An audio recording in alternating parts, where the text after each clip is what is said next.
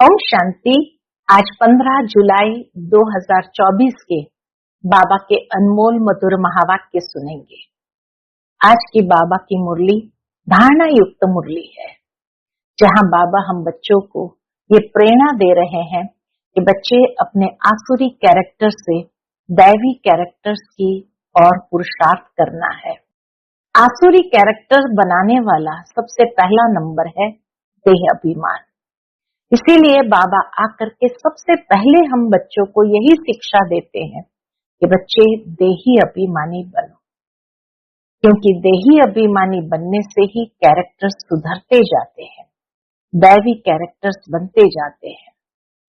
फिर बाबा ने दूसरी जो मुख्य धारणा की बात बताई है कि बच्चे सुनी सुनाई बातों पर कभी विश्वास नहीं करना। ये नहीं कि अपनी स्थिति खराब कर दे सुनी सुनाई बातें सुन करके। सत्यता को समझो, जानो और फिर उसके आधार से परखो।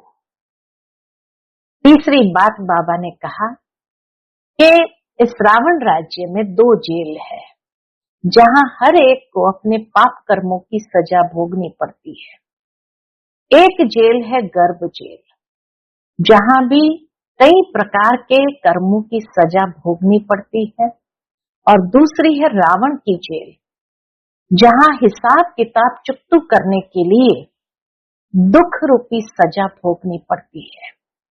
तो इसीलिए बाबा कहे, मैं आया हूं दोनों प्रकार की जेल से तुम्हें छुड़ाने के लिए और तुम्हारे कैरेक्टर्स को डिवाइन बनाने के लिए। तो सुनते हैं आज के बाबा के अनमोल मधुर महावाक्य। ओम शांति। मीठे बच्चे, देह अभिमान आसुरी कैरेक्टर है, उसे बदल दैवी कैरेक्टर धारण करो तो रावण की जेल से छूट जाएंगे। आज की मुरली से प्रश्न है, हर एक आत्मा अपने पाप कर्मों की सजा कैसे भोगती है? उससे बचने का साधन क्या है? उत्तर है, हर एक अपने पापों की सजा एक तो गर्भ जेल में भोगते हैं, दूसरा रावण की जेल में अनेक प्रकार के दुख उठाते हैं। बाबा आया है तुम बच्चों को इन जेलों से छुड़ाने, इनसे बचने के लिए सिविलाइज्ड बनो। ओम शांति। ड्रामा के प्लान अनुसार बाप बैठ समझाते हैं, बाप ही आकर रावण की जेल से छुड़ाते हैं, क्योंकि सब क्रिमिनल पाप आत्माएं हैं। सारी दुनिया के मनुष्य मात्र क्रिमिनल होने के कारण रावण की जेल में है। फिर जब शरीर छोड़ते हैं तो भी गर्भ जेल में जाते हैं। बाप आकर दोनों जेल से छुड़ाते हैं। फिर तुम आधा कल रावण की जेल में भी नहीं और गर्भ जेल में भी नहीं जाएंगे। न गर्भ जेल में जाएंगे, वहां गर्भ महल होगा, और न कोई प्रकार की दुख शांति की भोगना होगी। तुम जानते हो, बाप धीरे धीरे पुरुषार्थ अनुसार हमें रावण की जेल से और गर्भ जेल से छुड़ाते रहते हैं। बाप बताते हैं, तुम सब क्रिमिनल हो रावण राज्य में, फिर राम राज्य में सब सिविलाइज्ड होते हो। रावण राज्य में सब क्रिमिनलाइज्ड है और राम राज्य में सब सिविलाइज्ड होते हैं। कोई भी भूत की प्रवेशता नहीं होती है। देह का अहंकार आने से ही फिर और भूतों की प्रवेशता होती है। तो जड़ में है देह अहंकार। अब तुम बच्चों को पुरुषार्थ कर देही अभिमानी बनना है। जब ऐसे लक्ष्मी नारायण बन जाएंगे तभी देवता कहलाएंगे। अभी तो तुम ब्राह्मण कहलाते हो। रावण की जेल से छुड़ाने लिए बाप आकर पढ़ाते भी है, और जो सबके कैरेक्टर्स बिगड़े हुए हैं वो सुधारते भी है। आधा कल्प से कैरेक्टर्स बिगड़ते बिगड़ते बहुत बिगड़ गए हैं।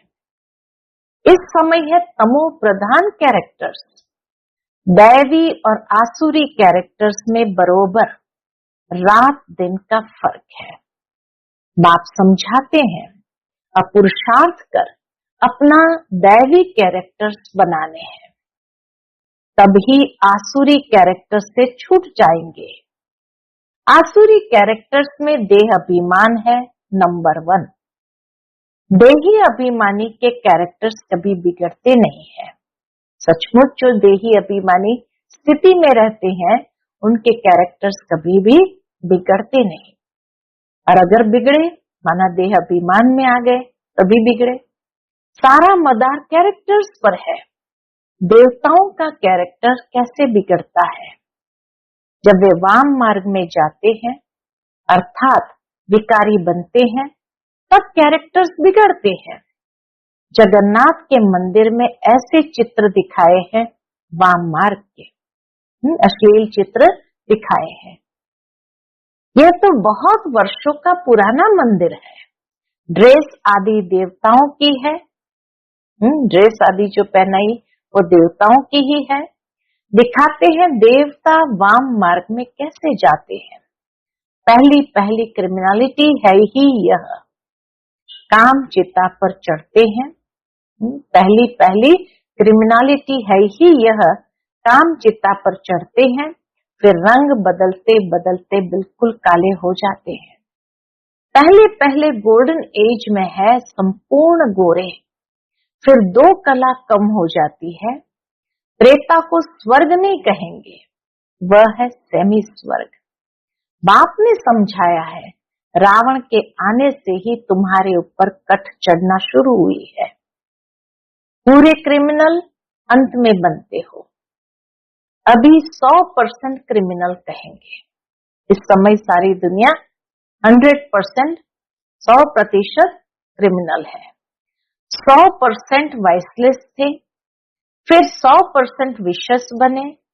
अब बाप कहते हैं सुधरते जाओ। ये रावण का जेल बहुत बड़ा है। सबको क्रिमिनल ही कहेंगे क्योंकि रावण के राज्य में है ना। राम राज्य और रावण राज्य का तो उनको पता ही नहीं है। अभी तुम पुरुषार्थ कर रहे हो राम राज्य में जाने का। संपूर्ण तो कोई बना नहीं है, कोई फर्स्ट, कोई सेकंड, कोई थर्ड में है। अब बाप पढ़ाते हैं, दैवी गुण धारण कराते हैं। देह अभिमान तो सब में है।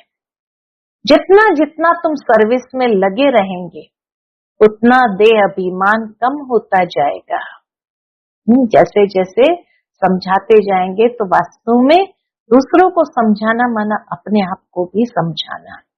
तो वैसे वैसे बाबा कहे देह अभिमान कम होता जाएगा। सर्विस करने से ही देह अभिमान कम होगा। देही अभिमानी बड़ी बड़ी सर्विस करेंगे। बाबा देही अभिमानी है तो कितनी अच्छी सर्विस करते हैं। सभी को क्रिमिनल रावण की जेल से छुड़ाए सदगति प्राप्त करा देते हैं। वहां फिर दोनों जेल नहीं होगी, यहाँ डबल जेल है। सतयुग में न कोर्ट है न पापात्माएं हैं, न तो रावण की जेल ही है। रावण की है बेहद की जेल, सभी 5 विकारों की रस्सियों में बंधे हुए हैं। अपरंपार दुख है, दिन प्रतिदिन दुख वृद्धि को पाता रहता है। सतयुग को कहा जाता है गोल्डन एज, त्रेता को सिल्वर एज। सतयुग वाला सुख त्रेता में नहीं हो सकता क्योंकि आत्मा की 2 कला कम हो जाती है। आत्मा की कला कम होने से शरीर भी ऐसे हो जाते हैं। तो ये समझना चाहिए कि बरोबर हम रावण के राज्य में देह अभिमानी बन पड़े हैं। अब बाप आया है रावण की जेल से छुड़ाने के लिए। आधा कल्प का देह अभिमान निकलने में देरी तो लगती है, बहुत मेहनत करनी पड़ती है। जल्दी में जो शरीर छोड़ गए वह फिर भी बड़े होकर आए कुछ ज्ञान उठा सकते हैं। जितना देरी होती जाती है तो फिर पुरुषार्थ तो कर न सके। कोई मरे फिर आकर पुरुषार्थ करे, सो तो जब ऑर्गन्स बड़े हो समझदार हो तब कुछ कर भी सके, नहीं तो नहीं कर सकते पुरुषार्थ। देरी से जाने वाले तो कुछ सीख नहीं सकेंगे। जितना सीखे उतना सीखे, इसलिए मरने से पहले पुरुषार्थ करना चाहिए। जितना हो सके इस तरफ आने की कोशिश जरूर करेंगे। इस हालत में बहुत आएंगे, झाड़ वृद्धि को पाएगा। समझानी तो बहुत सहज है। बॉम्बे में बाप का परिचय देने के लिए चांस बहुत अच्छा है। बाबा कहे बॉम्बे में बाप का परिचय देने के लिए चांस बहुत अच्छा है। यह हम सब का बाप है। बाप से वर्षा तो जरूर स्वर्ग का ही चाहिए। कितना सहज है। दिल अंदर गदगद होनी चाहिए। ये हमको पढ़ाने वाला है। ये हमारी एम ऑब्जेक्ट है। हम पहले सदगति में थे, फिर दुर्गति में आए, अब फिर दुर्गति से सदगति में जाना है। शिव बाबा कहते हैं सदगति में जाने के लिए क्या करो? तो शिव बाबा कहते हैं मामेकम याद करो तो तुम्हारे जन्म जन्मांतर के पाप कट जाएंगे।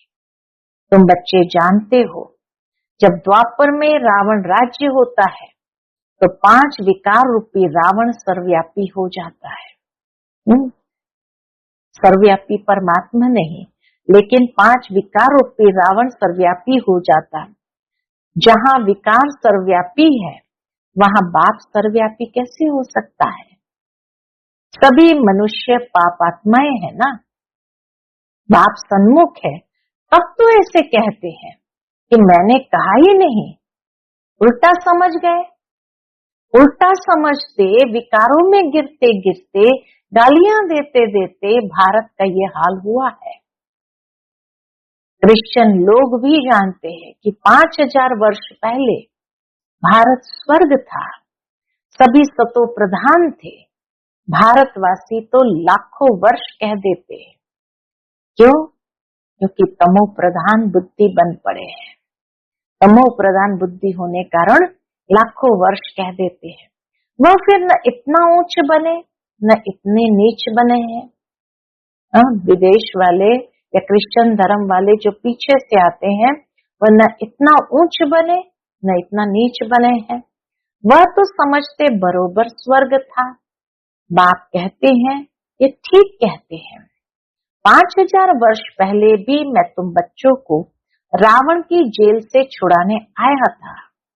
अब फिर छुड़ाने आया हूँ। आधा कल्प है राम राज्य, आधा कल्प है रावण राज्य। बच्चों को चांस मिलता है तो समझाना चाहिए। बाबा भी तुम बच्चों को समझाते हैं। बच्चे ऐसे ऐसे समझाओ। हाँ, बाबा हम बच्चों को सिखाते हैं, पढ़ाते हैं। बच्चे ऐसे ऐसे समझाओ। इतने अपरंपार दुख क्यों हुए हैं? पहले तो अपरंपार सुख थे जब इन लक्ष्मी नारायण का राज्य था। वह सर्वगुण संपन्न थे। अब यह नॉलेज है ही नर से नारायण बनने की। कहा जाता है ना, नर से नारायण ये करत न लागी वार। पढ़ाई है, इनसे दैवी कैरेक्टर्स बनते हैं। इस समय रावण के राज्य में सभी के कैरेक्टर्स बिगड़े हुए हैं। सबके कैरेक्टर सुधारने वाला तो एक ही राम है। इस समय कितने धर्म है, मनुष्य की कितनी वृद्धि होती रहती है। ऐसे ही वृद्धि होती रहेगी तो फिर खाना भी कहाँ से मिलेगा? सतयुग में तो ऐसी बातें होती ही नहीं है। वहाँ दुख की कोई बात ही नहीं। ये कलयुग है दुख धाम। सब विकारी है, वह है सुख धाम। सभी संपूर्ण निर्विकारी है। घड़ी घड़ी इन्हों को यह बतलाना चाहिए तो कुछ समझ जाए। बाप कहते हैं मैं पतित पावन हूँ, मुझे याद करने से तुम्हारे जन्म जन्मांतर के पाप कट जाएंगे। अब बाप कैसे कहेंगे? जरूर ये बातें कैसे समझाएंगे बाबा? जरूर शरीर धारण कर बोलेंगे ना। पतित पावन सर्व का सदगति दाता एक बाप है। जरूर वह किसी रथ में आया होगा। बाप कहते हैं मैं इस रथ में आता हूँ। जो अपने जन्मों को नहीं जानते हैं, बाप समझाते हैं ये 84 जन्मों का खेल है। जो पहले पहले आए होंगे वही आएंगे, उनके ही बहुत जन्म होंगे, फिर कम होते जाएंगे। सबसे पहले देवताएं आए। बाबा बच्चों को भाषण करना सिखलाते हैं, ऐसे ऐसे समझाना चाहिए। बाबा कहे बच्चे ऐसे ऐसे समझाना चाहिए, अच्छी रीति याद में रहेंगे, देह अभिमान नहीं होगा तो भाषण अच्छा करेंगे। शिव बाबा देही अभिमानी है ना, कहते रहते हैं बच्चे देही अभिमानी भव। देह अभिमान में होंगे तो भाषण अच्छा नहीं होगा, इसीलिए बाबा कहते रहते बच्चे देही अभिमानी भव। कोई विकार न रहे अंदर में, कोई शैतानी न रहे, तुम्हें किसको भी दुख नहीं देना है। कुछ भी हो जाए बाबा कहे किसी को भी दुख नहीं देना है, किसकी निंदा नहीं करनी है। तुम बच्चों को कभी भी सुनी सुनाई बातों पर विश्वास नहीं करना चाहिए। इतनी गहरी बात बाबा धारणा की बताते हैं, किसी की सुनी सुनाई बातों पर विश्वास नहीं करना चाहिए। बाप से पूछो ये ऐसे कहते हैं क्या सत्य है, बाबा बता देंगे। नहीं तो बहुत है जो झूठी बातें बनाने में देरी नहीं करते हैं। फलाने ने तुम्हारे लिए ऐसे ऐसे कहा, सुनाकर उनको ही खाक कर देंगे। बाबा जानते हैं ऐसे बहुत होता है, कहीं ईर्ष्यावश होता है, कहीं द्वेष के वश होता है, इसीलिए आकर के किसी के नाम से भी कह देंगे कि ऐसे ऐसे उन्होंने कहा। उल्टी सुल्टी बातें सुनाकर दिल को खराब कर देते हैं। इसलिए कभी भी झूठी बातें सुनकर अंदर में जलना नहीं चाहिए। ये बहुत बड़ी धारणा की बात है। किसी की भी कोई भी बच्चे की सुनी सुनाई बातों पर सुन करके अंदर में जलना नहीं चाहिए। पूछो फलाने ने मेरे लिए ऐसे कहा है, अंदर सफाई होनी चाहिए। कई बच्चे सुनी सुनाई बातों पर भी आपस में दुश्मनी रख देते हैं। बाप मिला है तो बाप से पूछना चाहिए ना। ब्रह्मा बाबा पर भी बहुतों को विश्वास नहीं होता है, शिव बाबा को भी भूल जाते हैं। बाप तो आए हैं सबको ऊंच बनाने, प्यार से उठाते रहते हैं। कितना प्यार से बाबा सब बच्चों को उठाते रहते हैं। ईश्वरीय मत लेनी चाहिए। निश्चय ही नहीं होगा तो पूछेंगे ही नहीं तो रिस्पॉन्ड भी नहीं मिलेगा। बाप जो समझाते हैं उसको धारण करना चाहिए। तुम बच्चे श्रीमत पर क्या कर रहे हैं इस समय? श्रीमत पर विश्व में शांति स्थापन करने के निमित्त हो। एक बाप के सिवाय और कोई की मत ऊंच से ऊंच हो नहीं सकती। ऊंच से ऊंच मत है ही भगवान की, जिससे मर्तबा भी कितना ऊंचा मिलता है। बाप कहते हैं अपना कल्याण कर उच्च पद पाओ, महारथी बनो। पढ़ेंगे ही नहीं तो क्या पद पाएंगे? यह है कल्प कल्पांतर की बात। सतयुग में दास दासियां भी नंबरवार होते हैं। बाप तो आए हैं ऊंच बनाने, परंतु पढ़ते ही नहीं है तो क्या पद पाएंगे? प्रजा में भी तो ऊंच नीच पद होते हैं ना, ये बुद्धि से समझना चाहिए। बाबा कहे यह बुद्धि से समझना चाहिए। मनुष्य को पता नहीं पड़ता है कि हम कहाँ जाते हैं, ऊपर जाते हैं या नीचे उतरते हैं, ये भी नहीं समझते हैं। ऊपर जाते हैं या नीचे उतरते जाते हैं। बाप आकर तुम बच्चों को समझाते हैं। कहाँ तुम गोल्डन सिल्वर एज में थे, कहाँ आयरन एज में आए हो। इस समय तो मनुष्य मनुष्य को खा लेते हैं। ऐसे कई स्थान है जहाँ पर मनुष्य मनुष्य को खा लेते हैं। अब यह सभी बातें जब समझे तब कहे कि ज्ञान किसको कहा जाता है। कई बच्चे एक कान से सुनकर दूसरे से निकाल देते हैं। अच्छे अच्छे सेंटर्स के अच्छे अच्छे बच्चों की क्रिमिनल आई रहती है। फायदा नुकसान इज्जत की परवाह थोड़ी रखते हैं ना। बाबा को भी तरस आता है, फायदा नुकसान इज्जत के भी परवाह थोड़ी रखते हैं। मूल बात है ही पवित्रता की, इस पर ही कितने झगड़े होते हैं। बाप कहते हैं ये काम महाशत्रु है, इन पर जीत पहनो। काम महाशत्रु पर जीत पहनने से क्या होगा? जगत जीत बनेंगे। देवताएं संपूर्ण निर्विकारी है ना, आगे चल समझ ही जाएंगे, स्थापना हो ही जाएगी। स्थापना अपने समय पर होनी ही है, वो तो हो ही जाएंगी और बच्चे भी आगे चल करके सब कुछ समझ जाएंगे। अच्छा, मीठे मीठे सिकिलधे बच्चों प्रति माता पिता बाप दादा का याद प्यार और गुड मॉर्निंग। रूहानी बाप की रूहानी बच्चों को नमस्ते। हम सभी रूहानी बच्चों की रूहानी माता पिता बाप दादा को याद प्यार गुड मॉर्निंग और नमस्ते नमस्ते। शुक्रिया बाबा, शुक्रिया। आज की मुरली से धारणा के लिए मुख्य सार है, पहली पॉइंट, कभी भी सुनी सुनाई बातों पर विश्वास करके अपनी स्थिति खराब नहीं करनी है। अंदर में सफाई रखनी है। झूठी बातें सुनकर अंदर में जलना नहीं है। ईश्वरीय मत ले लेनी है। दूसरी पॉइंट, देही अभिमानी बनने का पूरा पुरुषार्थ करना है, क्योंकि देह अभिमान नीचे गिराता है, तो देही अभिमानी बनने का पूरा पुरुषार्थ करना है। किसी की भी निंदा नहीं करनी है।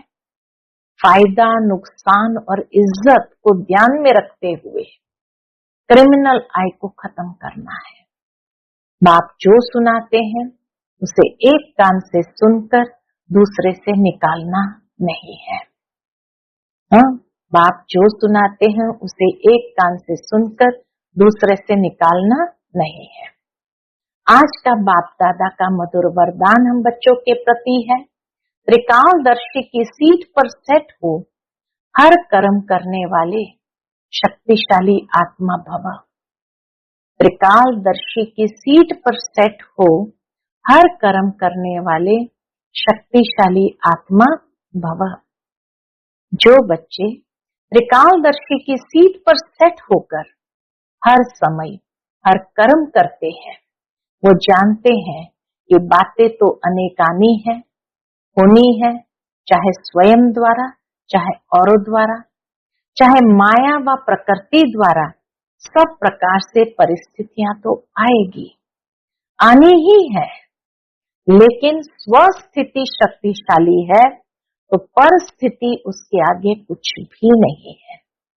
सिर्फ हर कर्म करने के पहले उसके आदि मध्य अंत तीनों कालों को चेक करके समझ करके फिर कुछ भी करो तो शक्तिशाली बन परिस्थितियों को पार कर लेंगे। आज का स्लोगन है, सर्व शक्तियां व ज्ञान संपन्न बनना ही संगम युग की प्रारब्ध है। सर्व शक्ति व ज्ञान संपन्न बनना ही संगम युग की प्रारब्ध है। संगम युग पर ही बाबा आकर के हमें संपूर्ण ज्ञान देते हैं और ज्ञान स्वयं एक शक्ति है। उस शक्ति से सर्व शक्तियां स्वतः आती है। इसीलिए कहा जाता है ज्ञान शक्ति है, ज्ञान रोशनी है, ज्ञान प्रकाश है। तो knowledge is light, knowledge is might. तो जब ज्ञान स्वयं एक शक्ति है, उसी से सर्व शक्तियां स्वतः आने लगती है और यही संगम युग की प्रारब्ध है। अच्छा, ओम शांति।